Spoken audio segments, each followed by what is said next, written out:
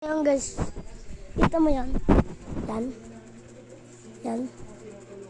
Yan, tulog pa.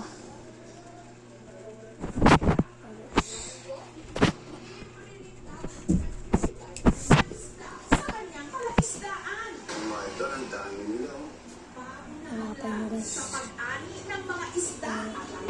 Matatag na.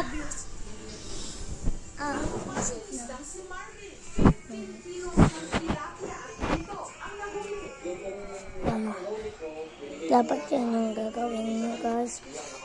Subscribe na po kayo. I-click nyo lang yung balo ko.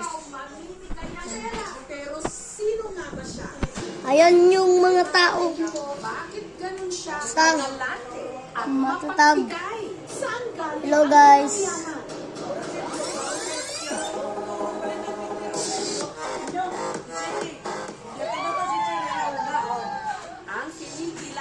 Idol sa San Luis, Pampanga, ang negosyante si